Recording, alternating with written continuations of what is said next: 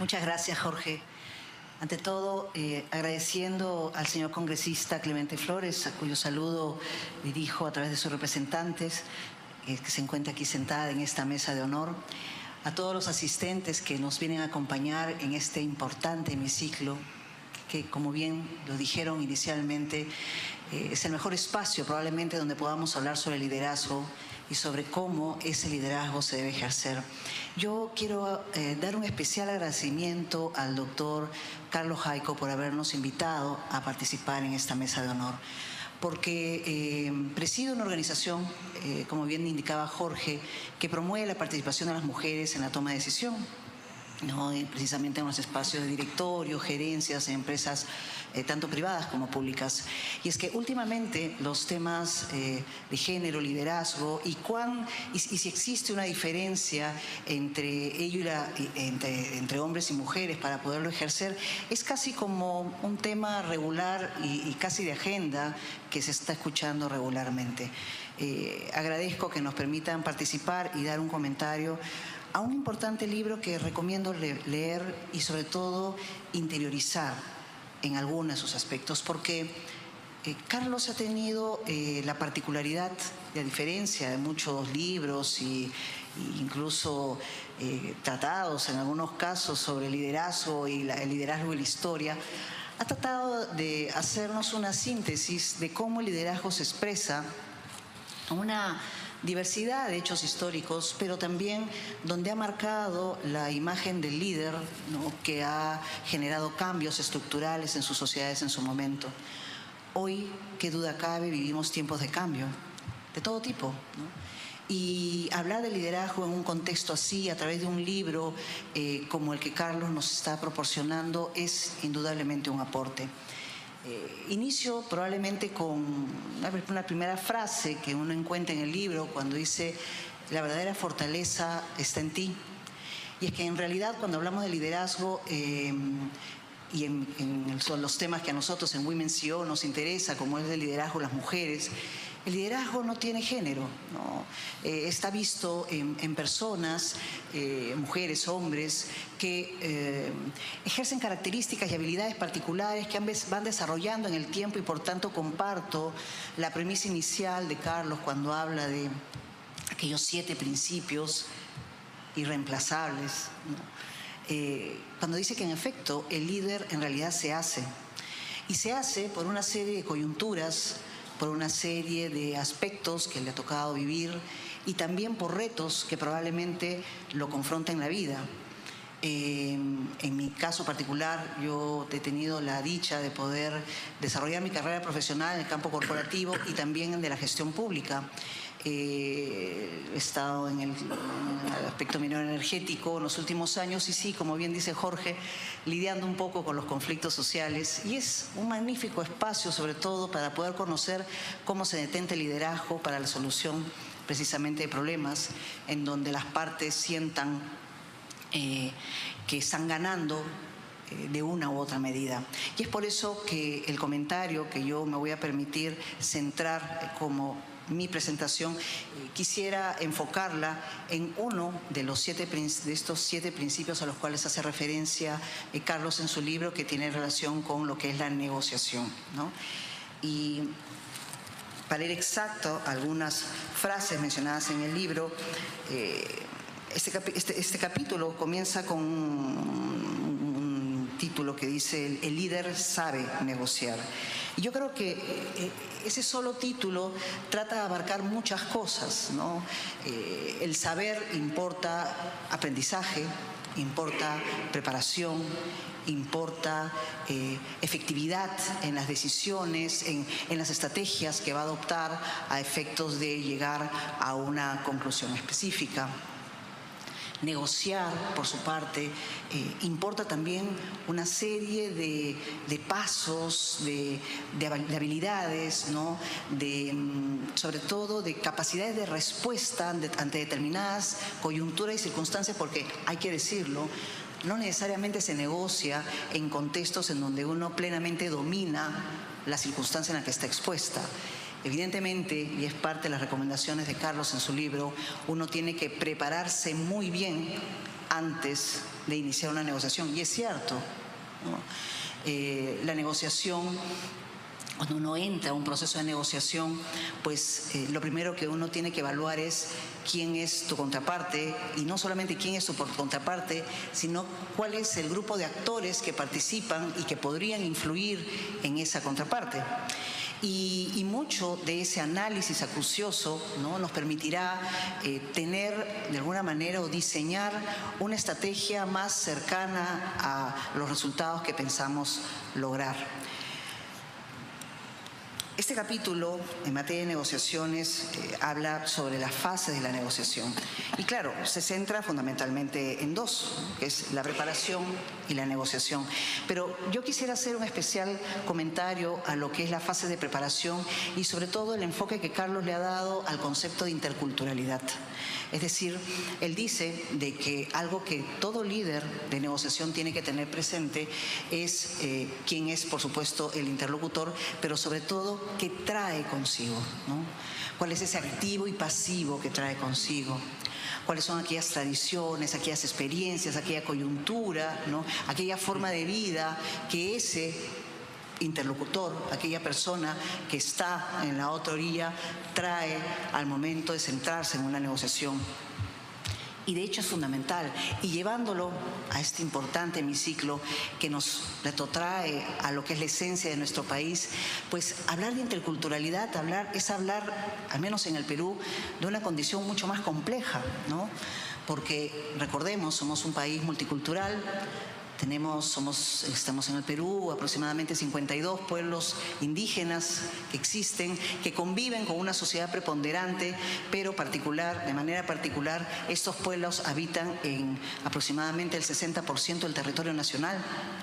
Y eso nos trae retos importantes al momento, sobre todo, de querer diseñar proyectos de inversión de gran envergadura que se desarrollan, obviamente, en áreas rurales, no en las zonas urbanas, donde vamos a encontrar precisamente a esa interculturalidad, a esa historia viva, ¿no?, a ese ejercicio cultural que en muchos casos tiene patrones de vida, de conducta y de decisión completamente distintos a cómo lo vemos desde las principales ciudades.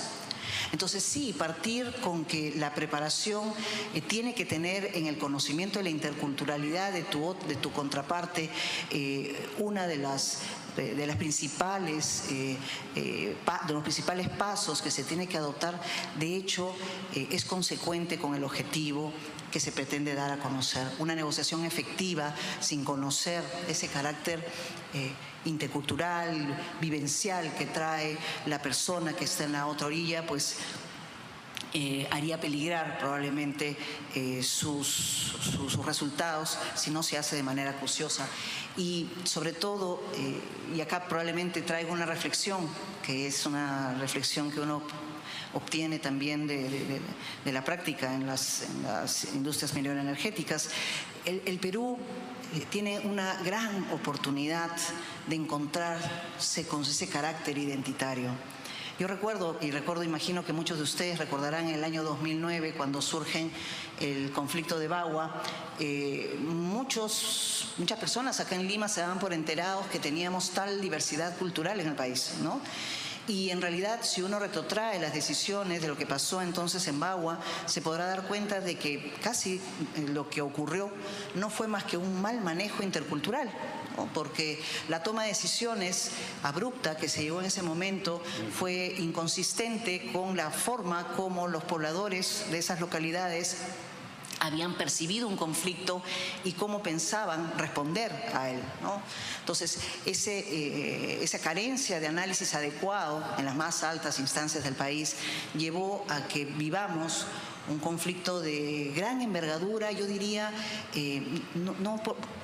la cantidad de muertos siempre va a ser importante, va a ser de hecho preocupante, pero lo más profundo aquí fue ese desencuentro entre peruanos, ¿no?, que habitan en un mismo país, pero que se desconocían, en cuanto a sus motivaciones, ¿no?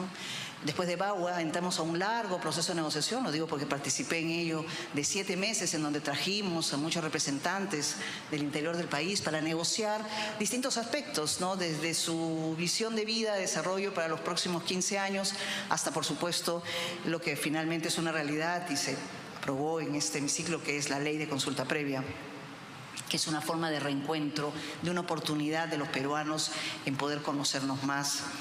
Pero ese, como muchos de los conflictos sociales que vivimos hoy en el Perú, parten de una reflexión de la insuficiente preparación que se tiene al momento de iniciar un esquema de negociación. Y eso es lamentable, porque por eso podremos comprender por qué hay a veces las medidas de fuerza tan desproporcionadas, como vemos, como somos informados en los medios de prensa, o también vemos esos desencuentros al momento de iniciar una negociación y que algunos se levantan de la misma y se truncan las conversaciones y tiene que pasar tiempo con la afectación y los daños económicos, sociales que esto pueda representar. La preparación en una negociación, como bien dice Carlos, es esencial.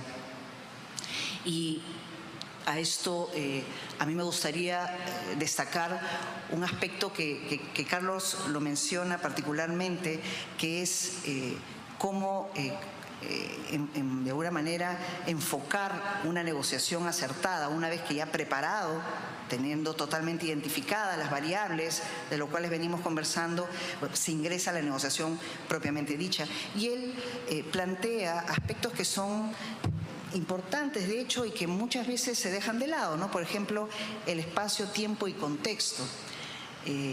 Yo recuerdo en una negociación de una minera, tenía que evaluarse el pago de compensaciones por el uso de las tierras que son regulares en este tipo de operaciones, ¿no? Una actividad necesita un espacio físico y se le paga al propietario, a quien detenta la propiedad de la tierra, un monto por ello. Y recuerdo que se iniciaron estas negociaciones en un momento en que para la comunidad era una fecha en donde se dedicaban a sus labores de pastoreo. Evidentemente eso no era considerado dentro de los funcionarios desde Lima que viajaron y que iban con una expectativa, ¿no? Ya incluso con algunas conversaciones previas para cerrar los acuerdos. El contexto no era adecuado, pues el tiempo tampoco, y evidentemente dado que no estaban las personas y sobre todo los tomadores de decisiones, pues esta negociación no pudo llevarse a buen recaudo. Y este punto me lleva a otro factor que Carlos lo menciona muy bien, y es en toda negociación uno tiene que saber identificar quién detenta la toma de decisiones. Y eso es fundamental. Él menciona un ejemplo que estando en una negociación, si más no me equivoco, él percibía que uno de su contraparte miraba especialmente a alguien que estaba sentado un poco apartado de la mesa de negociación, y él se acerca y le pregunta y llega a tener una conversación con él y se da cuenta que es la persona que tomaba en realidad las decisiones. Una buena aproximación, un mensaje de confianza, un planteamiento directo logró cerrar una negociación oportuna. El tiempo apremia. Yo he querido centrar mi exposición en esta parte del libro que desarrolla los aspectos necesarios de la negociación y recomendar, como dije al inicio, su lectura, la consideración de que en realidad nuestra vida, al margen de que lideremos o no procesos, vivimos una constante negociación. Y esa negociación del día a día, ¿no?, nos debe llevar a ser asertivos sobre la forma como enfocamos nuestras prioridades y sobre todo cómo planificamos nuestros objetivos a partir de lograr los resultados que beneficien no solamente a uno, sino también a todos. Muchísimas gracias, Carlos, por esta oportunidad.